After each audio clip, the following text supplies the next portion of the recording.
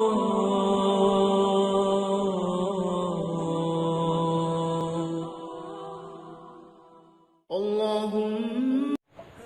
علیکم ورحمۃ اللہ تعالی وبرکاتہ۔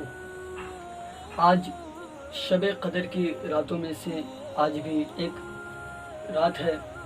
یعنی 22 رمضان المبارک اور 23ویں کی رات ہے۔ تو میرا یہ خیال ہے کہ میں بھی کیوں نہ آج خدمت خلق کر کے اللہ تبارک و تعالی کے حضور کچھ نیکیاں کما لوں۔ تو جیسا کہ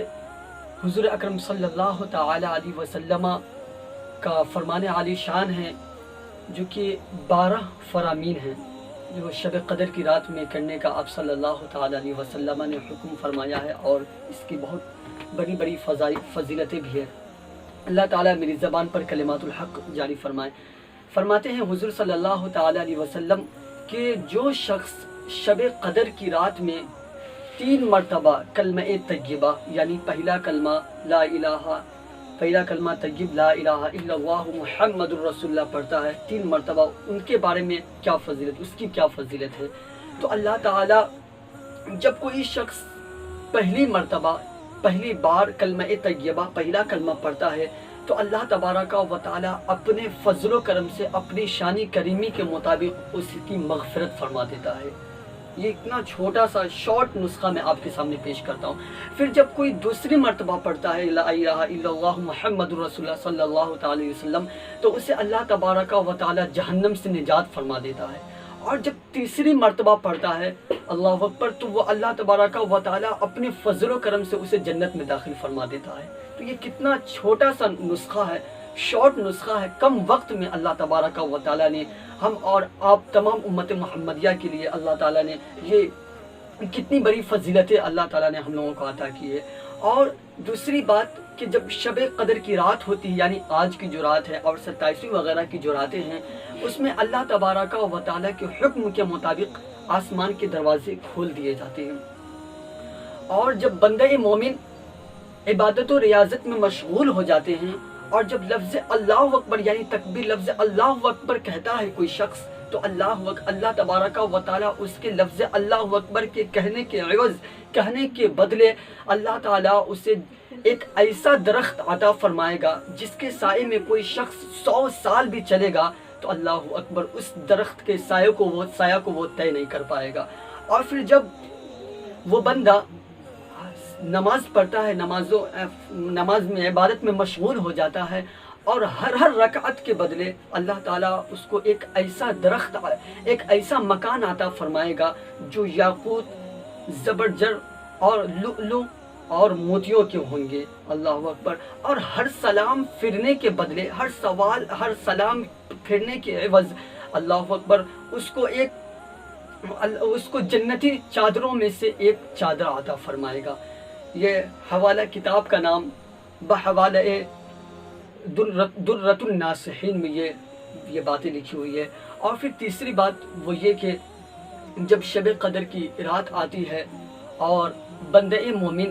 نماز پڑھتا ہے، وہ ثواب کی نیت سے بندہ مومن قیام کرتا ہے، نماز پڑھتا ہے، تو اللہ تبارک و تعالیٰ اس کے قیام کے بدلے، اس کے نماز پڑھنے کے عوض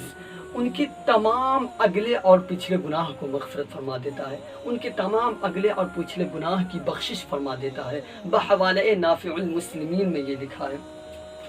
اور چوتھی بات جو یہ ہے، چوتھا جو فرمان ہے حضور صلی اللہ علیہ وسلم کا، وہ یہ کہ جب شب قدر کی 27ویں رات کو، یعنی 27ویں رمضان مبارک کی 27ویں رات کو شب قدر جو ہے، وہ بھی ایک رات میں شب قدر ہے، اس رات میں جو شخص نماز پڑھنے کی نیت سے غسل کرے یعنی نہائے، تو اللہ اکبر ان کو اس نیت کے بدلے نماز پڑھنے کے لیے، اور وہ جو غسل کرتا ہے اس کے پاؤں دھونے سے قبل ہی قبل اللہ تعالیٰ اس کے تمام گناہوں کو بخش دیتا ہے۔ بحوالہ فضائل الشہور والایام میں یہ باتیں لکھی ہیں۔ اور پانچویں بات وہ یہ کہ حضور اکرم صلی اللہ تعالی وسلم نے فرماتے ہیں کہ اگر تم چاہتے ہو کہ تمہاری قبر نور سے روشن ہو، تمہاری قبر میں روشنی ہو، تو تم شب قدر کی رات میں عبادت و ریاضت میں مشغول رہو۔ بحوالہ فضائل الشہور والایام۔ اور اما جان حضرت عائشہ صدیقہ رضی اللہ تعالی عنہ فرماتی ہے کہ میں اپنے سرتاج حضرت کائنات محبوب رب العالمین سید الانبیاء والمرسلین صلی اللہ تعالی علیہ وسلم کی خدمت بابرکت میں عرض کی کہ اے اللہ کے حبیب صلی اللہ تعالی علیہ وسلم،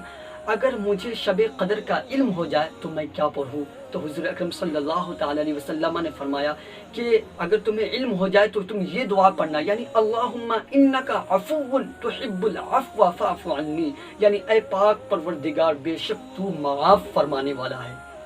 اے پاک پروردگار تو معافی کرنے والا کو پسند فرماتا ہے، یعنی تو معافی کو بھی پسند فرماتا ہے، تو لہٰذا پاک پروردگار تو ہمیں بخش دے۔ اور حضرت علی رضی اللہ تعالی عنہ فرماتے ہیں کہ جو شخص شب قدر یعنی آج کی رات 27ویں رات اور جو راتیں ہیں، جو شخص شب قدر کی رات میں 7 مرتبہ سورہ قدر یعنی انا انزلناہ فی لیلۃ القدر جو شخص 7 مرتبہ پڑھے گا تو اللہ تبارک و تعالیٰ اس کے 7 مرتبہ پڑھنے کے عوض اللہ تعالیٰ اس کی تمام پریشانیاں کو، تمام مصیبتوں کو، تمام پرابلمز کو اس سے اللہ تبارک و تعالیٰ دور فرما دے گا۔ اللہ اکبر۔ پھر وہ 7 مرتبہ پڑھنے کے عوض 70,000 فرشتے اس کے جنت ہونے کے لیے، جنت میں جانے کے لیے دعا کریں گے، ان کو جنتی ہونے کے لیے دعا کریں گے۔ اللہ اکبر۔ پھر جو شخص روز جمعہ یعنی جمعہ کی نماز سے قبل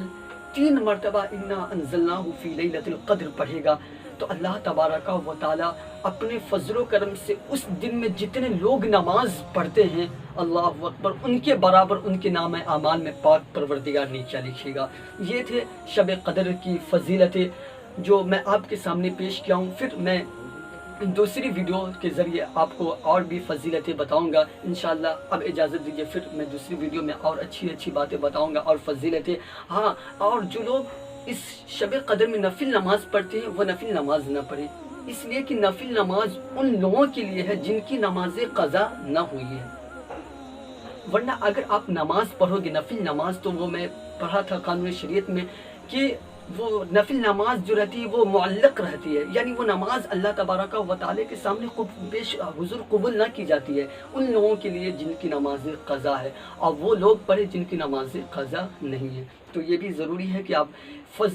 نفل کی جگہ اپنی قضائے عمری پڑھیں، جو نماز قضا ہو گئی ہیں غلطی سے قصدن یا سہون، جس طرح بھی آپ نے نماز قضا کی ہے تو اس کی جگہ نوافل کی جگہ آپ قضائے عمری پڑھیے۔ پھر اجازت دیجیے، السلام علیکم ورحمۃ اللہ۔